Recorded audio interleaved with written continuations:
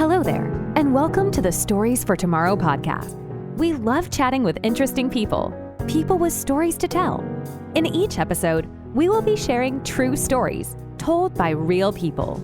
We hope you enjoy it.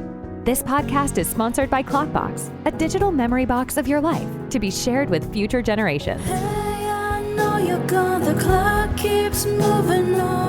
Hello everyone, I'm Larissa Lima, your host, and welcome to the Stories for Tomorrow podcast. Today, we have a guest from the other side of the sea. We're going to speak with a non-binary entrepreneur photographer that had to deal with stage 4 cancer at a very young age and understand how they dealt with it and what was learned from that situation. So, with that said, let's get cracking with Joe Allen. The clock keeps moving on. Hello, John. How are you today? How are you keeping?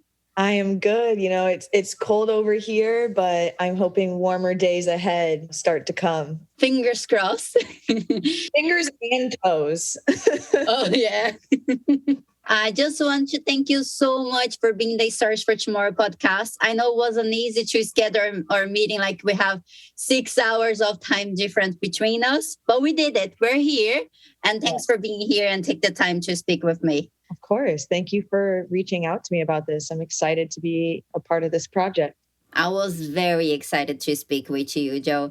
Let us know a little bit about yourself so we can get to know a little bit better. Are you from Iowa originally? Yes, born and raised in Des Moines, Iowa, which is smack dab right in the middle of the United States. Not really a popular state that everyone, wants to go visit for holidays or weather's kind of wacky here. But yep, Des Moines, born and raised. Sounds great. I would love to visit you one day. Would you have a favorite childhood memory to tell us today? I would say a lot of my favorite memories come from skating, essentially becoming a skate rat, or rat ring is what they call us, because we're always there and we're always skating.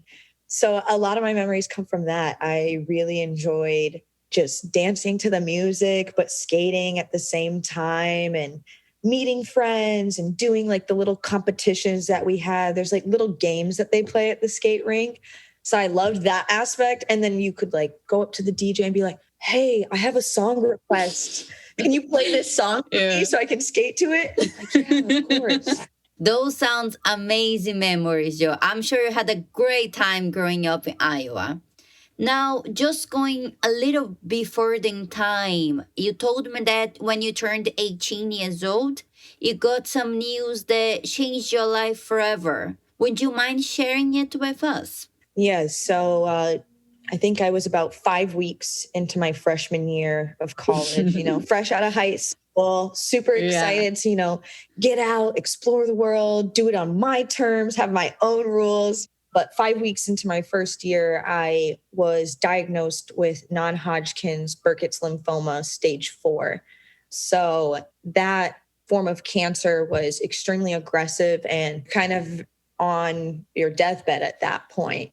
So learning that news when I was so ready to get out there and just be on my own and just live my own life, it definitely brought me down. My form of cancer that I had required me to come in to the hospital and stay there for about 6 days straight. I wasn't alone all the time. I had friends, family visiting and, coming to drop off food for me all the time too, because I'll tell you what, I was not about to eat that hospital food. I was not about to eat it. I know. Hospital food is never good. Do you think that the time that you spent in the hospital made you rethink who you wanted to be in life in a way? I think it allowed me that space to recognize that I was no longer going to conform to what the world wanted me to be. I had done that for so long already, and being in that bed and having that vulnerable moment of talking to my dad, I was like, I'm going to have to come out. I was not about to die and not let him know who I was or who I loved. That's a essential part of my identity and the development of myself as a person. So I had to just lay it out to him and say, Dad, I want you to know, like, I am gay. Like, that's plain and simple. Like, you're going to have to know that and deal with it. And you're also going to have to deal with it because what are you going to say to me when I'm on my deathbed? You can't get mad at me. You better accept it. You cannot get mad at me, man. I'm over here dying. All right. You're going to have to accept it at this point. So, I mean, in that sense, it also kind of worked in my favor. Got the right moment. Yeah. I hate to say that, but it's like, hey, I have been hiding who I am. Because I would say losing the hair in cancer was a big part of it as well. That was really hard for me to deal with because my hair was down to my belly button. So it was a decent amount of hair. And so losing that as well was really complicated because it was something that defined my womanhood. After I went through cancer and lost all my hair, that was the only time in my life I had ever been misgendered or called sir or a boy, because I had lost my hair. And how did you feel about it? Oh, Lord. I was not happy to lose it. I was not happy. I didn't believe my nurse either when she said that, oh, it'll fall out in a week. I was like, yeah, right. Do you see how much hair I have? That's not possible. Like how does that just fall out? Piece by piece start to fall out. But when I had cancer, I was actually almost more concerned about not having hair than making it through cancer, which is shocking. That's a very interesting point that you mentioned, Joe. I believe that's one of the biggest concerns of a lot of people that get diagnosed. Maybe because hair is a big part of our personality, or you might think that everybody's going to look at you and they're going to know they're sick. And that's totally fine to feel like that, you know? Don't judge yourself to be like that. The most important thing that you're alive and you're fighting for your life. Yeah, I think that's also because it's our appearance. So losing this piece of yourself that almost kind of tells the world who you are, even though it's just hair, doesn't matter if you have long hair, short hair, if you are man, woman, non-binary, trans, it doesn't matter. Like your hair can be whatever you want it to be. It can be short, it can be long, doesn't matter. But because of the upbringing we have and this, societal norms, I think that for me, it really was the end all. Like it was like, wow, this one, like you said, people are going to know I'm sick. People are going to look at me and think something's wrong with me. People are going to misgender me and think that I'm someone that I'm not. And I remember being in my hospital bed with my dad and being so upset about, the aspect of me losing my hair. And I remember him kind of sitting down and have this discussion with me saying, you know what? I'd rather have you alive with no hair than in a casket with all of your hair. Oh my God. And that is one line that I have always remembered. And I think losing my hair pushed me to be outside of my comfort zone. And, I just hit 5 years cancer-free, February 8th. And I was like, all right, we're shaving off all the hair again as an ode. That's great. Yeah, as an ode to where I was at 5 years ago. I wanted to do that because I wanted to do it on my own terms. I wanted to cut my hair because I wanted to do it, not because cancer said you have to do it. So doing that was emotional to be able to cut off the ponytail part because I grew it out to the point that I could hopefully donate some of it. And then I started buzzing it and I go, that's great. Anyone else want to join? Because I had a little get together for it. And so I asked my friends, I was kind of committed to doing it all on my own, but I was like, you know what? I want them to be a part of it. So I had like 4 or 5 friends come up and shaving off my hair for me. And it was a lot of fun. But then I also had a friend that came up that was, they were there with me when I had cancer. They slept with me in my hospital bed. We spent a lot of time together and he came up shaving my hair and I just hear him. And I was like, oh, I haven't cried. Don't make me cry. I haven't cried up until this point. And now all of a sudden you're sniffling. And that got me because he was just like, the last time I saw you like this, I didn't know if you were going to make it. I just started sniffling too. And I was like, all right, you got me. I wasn't expecting to cry, but you got me there. So here we go. But it was a beautiful experience to be able to do it when I wanted to do it. And how did you feel about it? Feel empowered by it as well, because before, with my bald head, I would say that I felt very ugly. I felt like I just looked sick.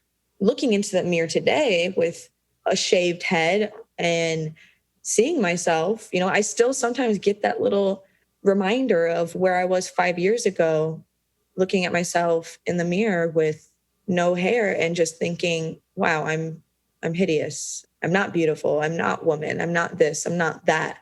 And now I can look at myself in the mirror and say, Joe, you look good. Hello, Great. gorgeous. Yeah. I didn't think that I would be comfortable with my head being shaved again, but I think it's almost made me embrace my feminine side more because I do present more masculine. I can determine on my own what kind of energy I want to get off. I can be masculine. I can be feminine. I can be anything in between that. And I like that kind of versatility that my shaved head gives me now. So, it's cold outside. I won't lie about that. The back of my neck gets cold pretty quick, but I like the shaved head. That's beautiful. I love to hear those stories. And I love the way that you're very open to speak about it. You're very open to speak how you overcame it, your feelings about it. And it's not taboo for you to talk about your sexuality, how you feel about those things. Was always like that? Or did you feel that some stage of your life you felt a little bit like you didn't want to talk about those things? I would say that it wasn't always like that. I was raised in a Catholic household, so talking about sexuality outside of being straight was, to me, I literally viewed it as a sin. I definitely remember countless nights that I cried in bed to myself, wishing God would take it away or get rid of it, get rid of the gay, because I was taught that how I was feeling was wrong. Literally took going through cancer for me to basically say, screw it, I don't care. Why does it matter? Why does it matter? I just about died. I can do whatever I want at this point. And so I would say cancer, it literally was that pivotal moment in my life that showed me that Joe can be what Joe wants to be. It made me be open, because if I don't share my story, if I don't talk about my journey and express that vulnerability, how are other people supposed to get to that point? I think it is about being open and sharing your story and sharing what you're going through to truly understand other perspectives that you may not know about. It allows people to reach out to you and be like, hey, thank you for sharing this. Like, I can see the joy that this brings you. Or I am also non-binary, and thank you for, sharing your story so I can kind of realize more about myself. So I think that's the beauty in it, is vulnerability means acceptance, but it also means it's a place for others to learn and potentially learn more about themselves as well. Definitely. And you understand that you're not alone in this journey. There's a lot of people that are going through the same thing. They just want to relate to somebody, but they don't know anybody else. And during your journey, I saw that you recorded a few videos as well for YouTube. In one of the videos, at one part that I got very, very emotional. And if you don't mind, I would like to share here just for a few seconds.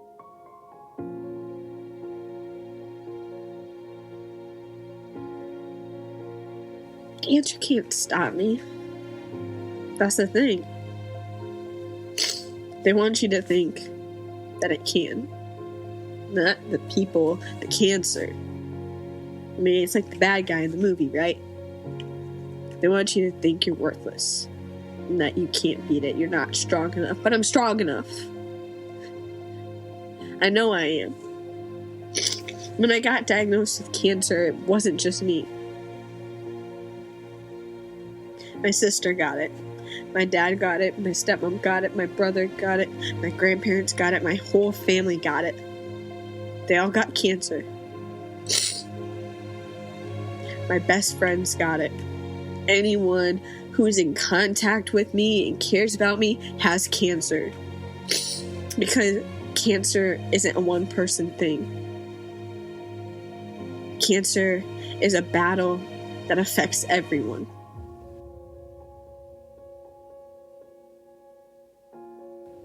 I got very, very emotional when I watch it. And to be honest, I get emotional again every time I rewatch it. I just love your attitude in the video and was very, very inspiring. And you also said something very interesting in there. There wasn't just you that got cancer, but was your entire family with you. How did you feel about it? Oh, yeah. Even when I rewatched that, it definitely, I watched it for the first time in about 5 years. And I found it interesting how I was almost more concerned about how it affected others rather than how it affected me. And I think it was kind of almost like this guilt, not just me going through it, like everyone else has to go through it. I had to rely on others to help me get through it. And I think that was hard because I don't like asking for help, whether that's like financially, physically. I don't like asking for help. I don't think a lot of people do like asking for help. So I think that was hard for me. And then it was just hard for me to go through it, but then also see how it impacted others, how their lives had to change or their schedules had to change because of me. So I think in that sense, I felt guilty, even though there was no reason for me to feel that way. And after everything that you went through, what would you say was the most important thing that you've learned in life? Well, I know that when I went away to college that I was kind of just excited to get away from my family. So I think one of the things I've learned is to put effort and put work into the relationships that you have, because when I was down at my lowest point, there were people that were there for me. But I also think that probably the most important takeaway I had was to embrace who you are. We only have one life, outside of also the fact that like hair is hair. It's gonna grow back. Yep. It did grow back. Yeah, it did. And you shaved it again. Yep. And I shaved it again. It might just be a ritual every 5 years. I might wait 10 years for the next one, like when I hit my 15, just because I don't know. I just want to grow it out. I might want to grow it out long again just for fun. We'll see. Oh, that's so inspiring, Joe. And how is your life going now? I see you have your own photography company. I just love your pictures. Very professional. And lads, if you need a very good photographer from the mid of the USA, we have the best one here. Right here. Did you always like photography? Yeah, I got into photography about my junior year of high school. I took a photography class and, I would beg my teacher like, hey, can I please take the camera home this weekend and just have the ability to practice, like I just needed that as a resource. So once I got into the camera world and learning more about photography, I was like, all right, I want my own camera. And that's all that I would be asking for Christmas is I want a camera. And they're not cheap.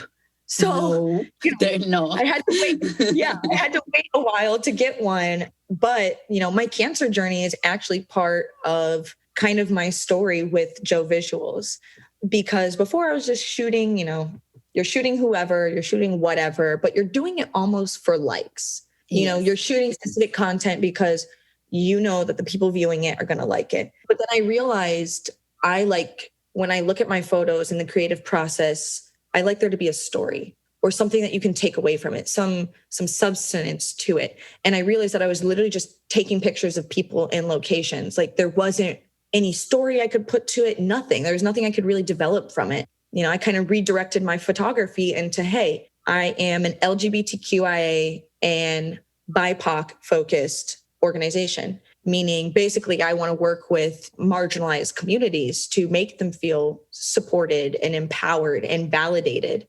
And so that's kind of, how I wrapped my personal experience back into my purpose and my vision for my photography is fostering safe spaces to allow them to be who they are. It is very rewarding to have that and to know that people truly care about the work that you're creating and the environment that you're creating for your clients. That's so beautiful. I'm actually loving talking to you and getting to know you a little bit better. I want to keep you for my life, give you a hug. Let's go for holidays together. Let me pop on over. Yeah. Leave the US real quick. Definitely come and visit us. We'll show you around. Yeah. Definitely. Hey, I need out of the United States. I need to explore more because I'm all about trying new things and learning and embracing other cultures because there's a lot to learn from others. Definitely. So, yeah.